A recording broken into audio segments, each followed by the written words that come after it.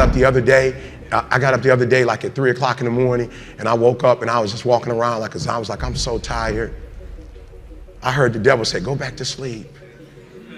I was like, yeah, you're right. I should go back to sleep. You know what I'm saying? I ain't gonna lie. I was like, bro, you on to something. You know what I'm saying? He's like, why you getting up this early? You already number one in the world. You already number one in the world, E. You already doing what you're supposed to be doing. Like, E, you've been grinding, just go ahead, it's 3. And my body said, yo, E, what would you go back to sleep for? I said, I'm tired. My body said, you're not tired. I said, well, why would you say I'm not tired? He said, because you woke up without an alarm clock. You woke yourself up. So if you were tired, your body wouldn't let you get up. If you were tired, your body would make you sleep to 6. You got up, it's 3. No, what you don't want to do is the grind, but you're up. So do me a favor, Eric, you don't even have to do anything. You don't even have to work. You've been getting up at 3 so early in the morning, don't even worry about it. Just put your shoes on, and when you get on the treadmill, it's just going to do it for you because you've been doing it every day for 3 o'clock in the morning. For real. My body said, all you got to do is put your shoes on. That's the hardest thing you got to do. Just put your shoes on, and I'll do the rest. I can't put your shoes on for you, but put your shoes on, and then just go. And I just went. And I was walking do the 11 incline, boy, and I was just walking for an hour, and I was just like, you know what, it's almost an hour, I don't feel like running. And my body was like, don't even worry about it, we'll get to that when we get to it. I did my hour, was about to get off, my body was like, you know we run now. I said, what? We run now, let's go. You ain't tired? I said, I am tired. No, you're not, you just walked for an hour. You're not tired, Eric. Your brain is telling you some dumb stuff. If you were tired, you wouldn't have been able to walk for an hour. Okay, so let's do this. Just run for 2 minutes. I'm trying to help somebody right now go to a whole other level. The Bible says the reason why you go back to sleep is because you've always gone back to sleep. It's like a default. You go back to sleep because all you got to do is stop going to sleep, and then you're going to stop going to sleep. All you gotta do is stop fussing and cussing, and you're gonna stop fussing and cussing. When that alarm clock goes off, there's at least 50% of the time where you just, that soft little pillow is just caressing your head and you wanna stay there. And it takes discipline to go, nope, I'm gonna get up out of this bed and I'm gonna do what I'm supposed to do. And that discipline that you have at that moment, you win that fight. That's a big victory. And then that pattern will carry out throughout the day, because once you're up, well, now that I'm up, I might as well go work out because I'm already up and I feel good that I got up out of bed and I won that battle. Let me go win another battle. I'm gonna go get it done.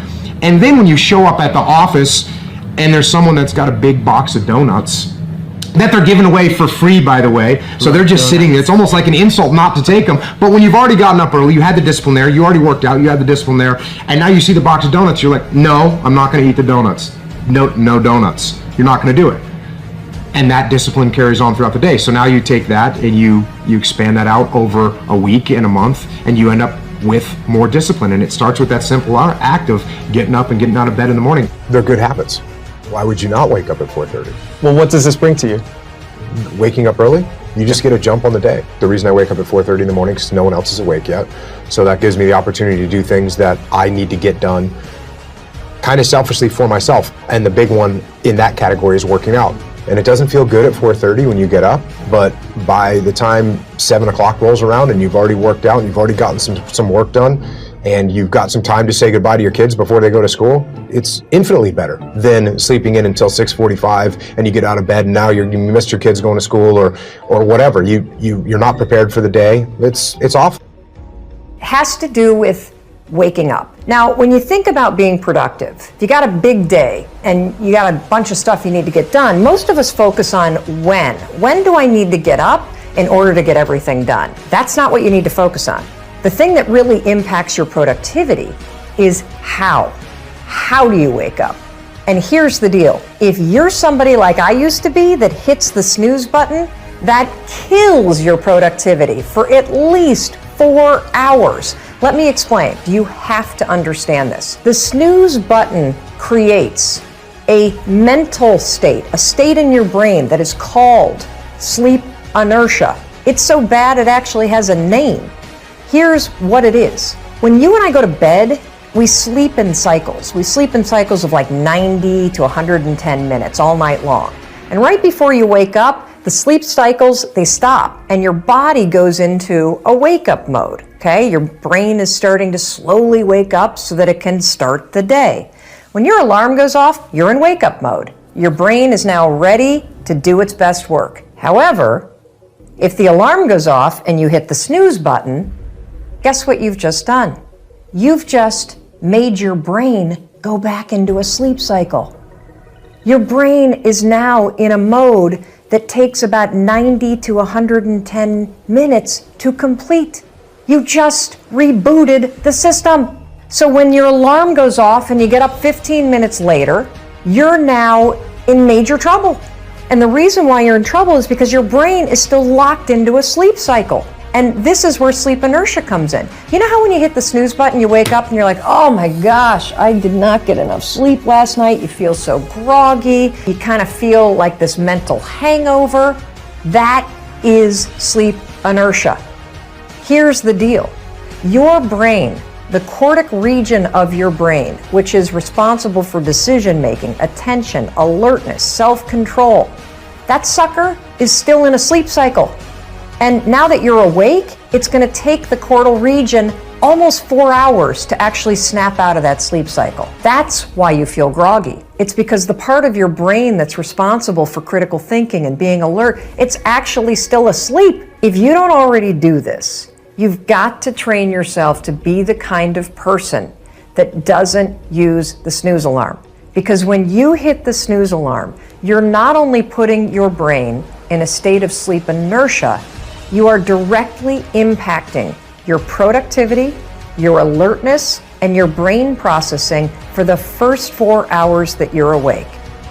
That's making life harder. I'm all about making life easier. So tomorrow, when the alarm goes off, I don't care how tired you are, I don't care how much you don't want to get out of bed, I want you to remember this. I want you to remember that you've got to wake up and give your brain its best shot to do its best work. And the way you're going to do it is 5, 4, 3, 2, 1, turn off that alarm and get up. Seize the day and go be productive.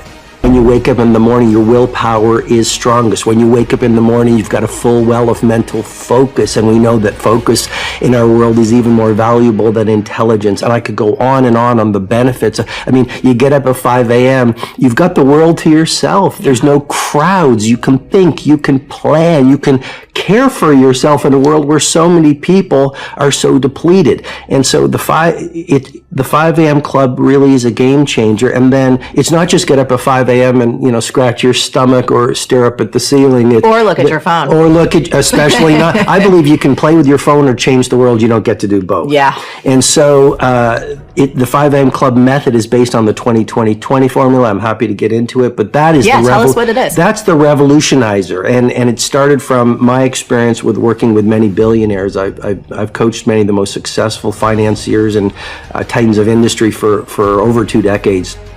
And one of the things I would run them through is the way you begin your day sets up the way you live your day. And so the 20-20-20 formula that the book is based upon is pretty simple. I go into great detail in the book, but essentially it's from 5 to 5:20. The first pocket is move. And I'm a fanatic about neuroscience, and why do you get up and move? Because you're going to release serotonin, which is going to make you feel better. You're going to release dopamine, which is the pleasure and inspirational neurotransmitter. You're going to release norepinephrine, which will boost your focus. You'll promote neurogenesis. Marie, you can actually grow new brain cells. Oh, you're going to yeah, increase your metabolic rate. So the way you feel when you first wake up is not the way you're going to feel at 5:20. Second pocket of the 20-20-20 formula, 20 minutes from 5:20 to 5:40. That's on reflection. So a lot of us are busy, but what's the point of being busy if you're doing the wrong things? The billionaires, the great creatives, the people of great impact, the people who live beautiful lives are very intentional. They're very deliberate. They're very conscious. So for 20 minutes, you write in a journal. You can visualize. You can pray. You can meditate. You can simply contemplate how you're going to live your day, what you want to stand for during the day, for example. And then the final pocket of the 20-20-20 formula is all about grow. And that's where you just read from a biography or a business book or a philosophy book or a... Or watch a Marie TV. Well, especially watching Marie TV. That's, yeah, of course. That's the game changer, isn't it? And so that's 20 minutes of growing because I think we're most alive when we are growing. Yes. And I believe the leader who learns the most wins.